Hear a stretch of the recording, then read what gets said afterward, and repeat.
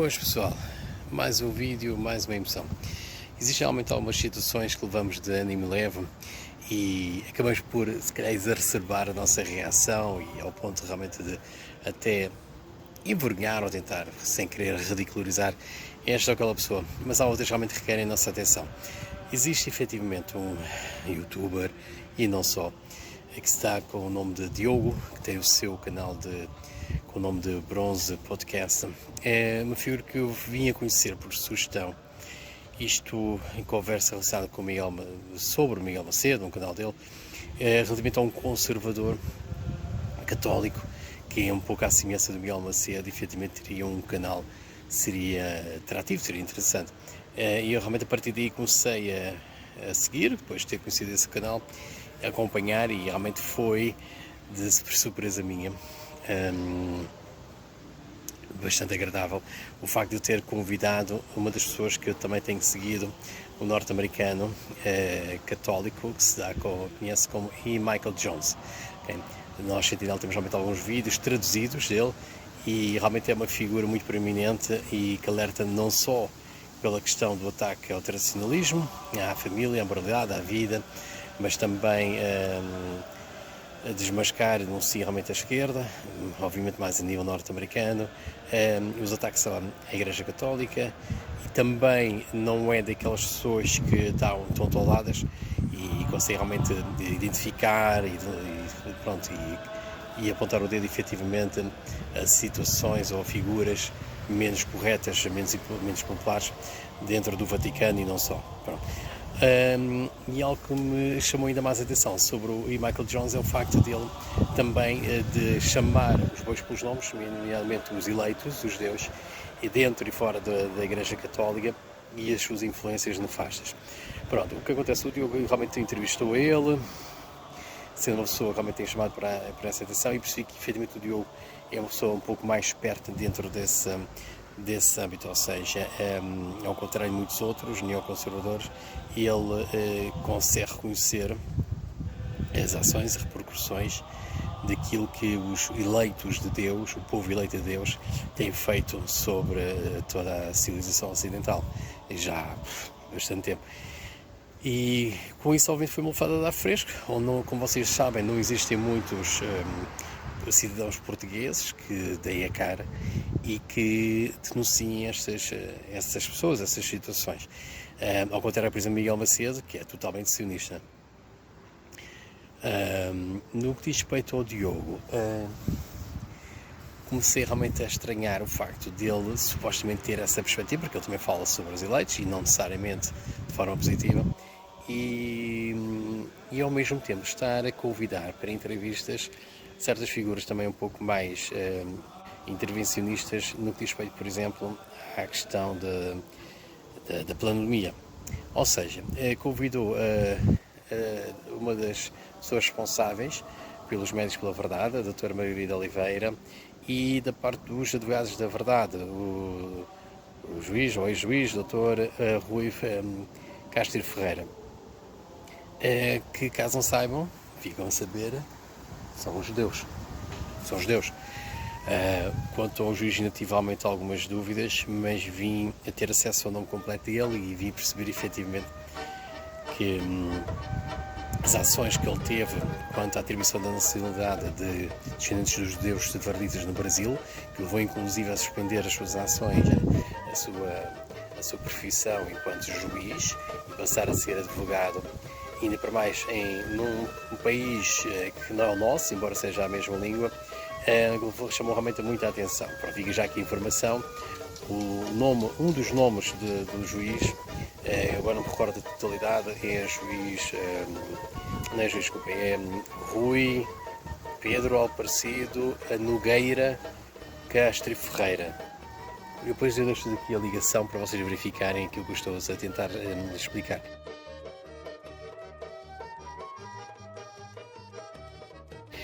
No que diz respeito à doutora Margarida Oliveira, nada me chamou a atenção, ou se realmente fizesse suspeitar sobre ela, até ter assistido a uma entrevista que ela fez ao canal do Alfredo, Quer Emigrar, onde ela aparece com um candelabro. sob a intenção dos símbolos judeus. E realmente o apelido dela não engana ninguém. Por isso, sim, começa a ser um pouco peculiar e que efetivamente hajam tantos ativistas e pessoas que por visto estão bem posicionadas dentro, digamos assim, de determinado tipo de setores profissionais mais destacados, que chamemos de elite, os intelectuais ou não, onde basicamente todos eles ou quase todos eles são judeus, o que é pertinente. O Diogo supostamente deveria de ter acesso a esta informação, porque isto, eu não sou nenhum iluminado, não tenho nenhuma bola de cristal, nem nenhuma pessoa mágica, nem nada que se pareça para conseguir descobrir este tipo de informação. Antes de convidar a pessoa a participar num projeto meu, eu mas tento sempre para preocupar-me em recolher o máximo de informação. Isto para não repetir o que aconteceu, por exemplo, quando eu cedi realmente o meu tempo naquela conversa que tive com o Miguel Macedo e o Gonçalo Sousa. Mas não, o Diogo fez isso. E não fica só por aqui.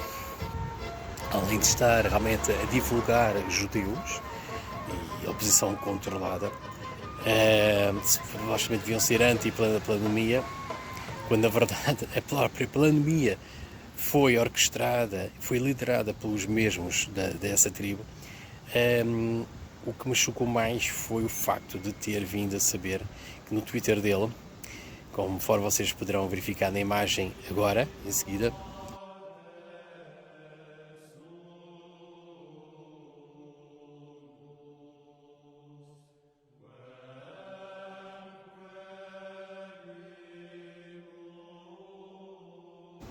exato, nesta imagem, ele, por outras palavras, indicou que quem não é católico romano ou quem não se converter ao catolicismo romano deve perecer, deve ser exterminado, como se fosse uma sub-raça, fosse um ser inferior.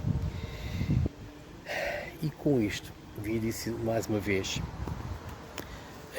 aquilo que a esquerda muitas vezes chama de fanatismo religioso ou cristão, e acaba por encaixar perfeitamente nessa roupagem que os esquerdistas tanto insistem, tanto esforçam efetivamente para denegrir a Igreja Católica, que está minada, como sabem, e como o próprio Michael Jones, e não só, outros têm vindo a denunciar, constando totalmente repleta de agentes destruidores da Igreja Católica, comunistas, judeus, homossexuais. Por isso vocês estão a ver esses todos os casos que têm-se verificado de pedofilia, se verificarem a nível cronológico, tenham ocorrido sensivelmente após a Segunda Guerra Mundial. Pronto, e como resultado disso temos o marxista maçom argentino, o atual chamado Papa Francisco. E então, temos então aqui uma situação bastante complicada, pelo menos para mim, porque estava a seguir realmente os vídeos do Diogo, eu estava e de certa forma quase que o admirava ou reconhecia o seu mérito, porque não só o facto de ser católico, mas sobretudo por viver uma vida, ou tentar apresentar-nos para viver realmente uma vida mais tradicional, mais simplista, com mulher, com filhos, reprodução de mais portuguesas, uma vida mais simplista, antiliberal, anticonsumista, antimaterialista, talvez aqui não tanto como eu, mas alguma ligeira afinidade com a natureza, o contato com a natureza, ou a semelhança de coisas que eu também partilho e tento também, junto com vocês e com todos aqueles que assistirem estes vídeos, tentar aqui promover e de alguma forma também tentar aliciar. Eu vejo isso realmente como pontos fortes, pontos positivos, e inclusive até cheguei a pensar em trabalhar num projeto com ele. Tinha-o convidado, simplesmente não foi à frente, porque lá está, vem a descobrir que muitos destes youtubers e figuras mais destacáveis efetivamente são sua posição controlada. É difícil criar algo com esse tipo de bases. Pronto, e eu realmente, em relação àquilo que tenho percebido e até discutido com o Diogo, ele é uma pessoa assumidamente fanática, fundamentalista, e realmente é lamentável isso acontecer, porque transmite efetivamente o pior lado daquilo que se deveria mostrar para uma religião, uma igreja, que efetivamente deveria destacar-se pela solidariedade, pela cooperação, pela aceitação e afins, e em vez de demonstrar justamente o oposto. Eu não sei se é propositado, a verdade seja dita. Sei que efetivamente ele transparece de que esse mundo de informação é quase como um autodidata. Ele não é mais velho do que eu,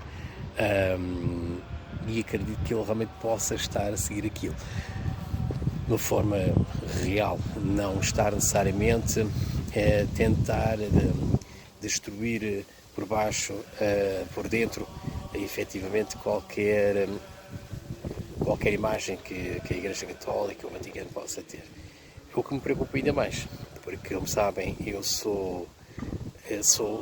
tenho afinidade pelo cristianismo, não necessariamente pelo catolicismo, e realmente isso repudiou-me bastante, porque apesar de ter esta perspectiva, esta mundivisão e ter realmente as minhas ideias, não sou necessariamente, ou não acho que tenha se impor qualquer tipo de religião, seja o cristianismo, seja o paganismo ou outro.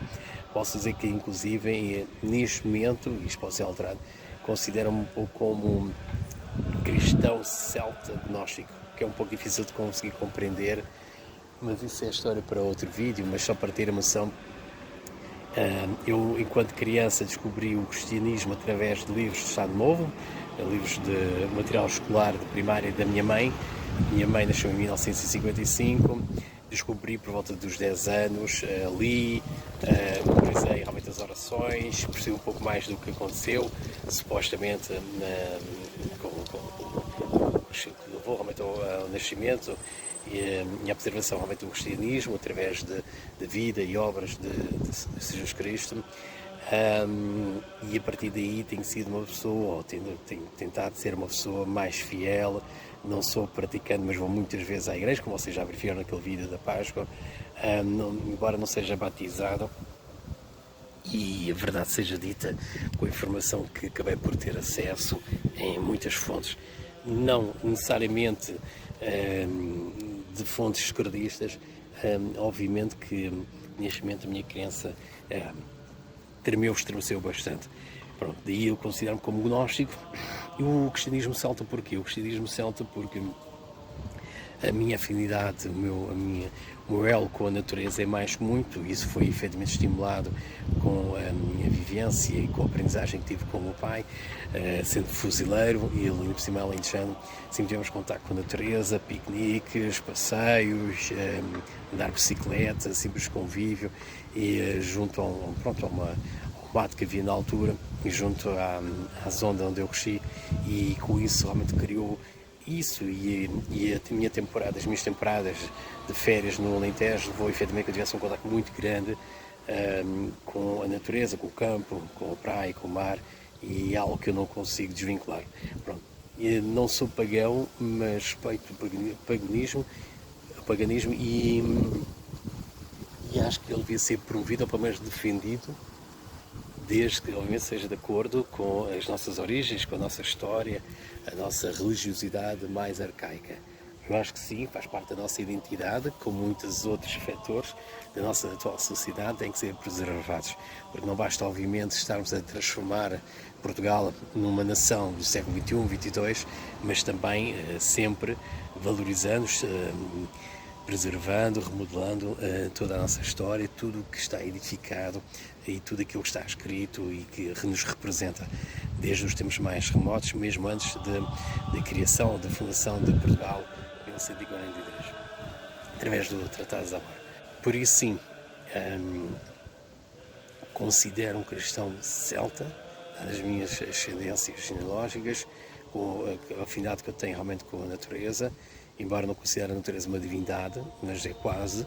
Obviamente não está imbuída no catolicismo ou no cristianismo em si, mas considero que ser algo que é intrínseco. No que diz respeito realmente ao gnóstico, como disse, para mim é impossível criticar, questionar as origens e a forma como foi apresentada toda a vida, o nascimento, a vida, a morte de Jesus Cristo, sem olhar para trás, ver realmente outros Messias, outros filhos de deuses que existiram antes de Jesus Cristo, as datas, o tempo de vida, a forma como realmente foram mortos, enfim, existe todo um conjunto de informação que obviamente leva qualquer um a questionar, né? A não ser que eu fosse um tolinho.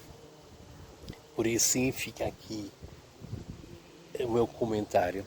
É de veras depreciável o facto do Diogo achar que só deve estar vivo ou só deve estar de pé ou só deverá ser considerado como um humano se efetivamente for católico ou se converte ao catolicismo romano, independentemente da raça, da etnia, das suas origens, da sua genética e afins. E acho isso muito preocupante e só vem demonstrar que o universalismo que existe somente no Vaticano, que é, digamos assim, a coroa da Igreja Católica Romana, obviamente não fica por aí. Ela reflete-se em toda a sua base, toda a sua estrutura, até mesmo às bases de crentes mais simples, como é o caso do Diogo.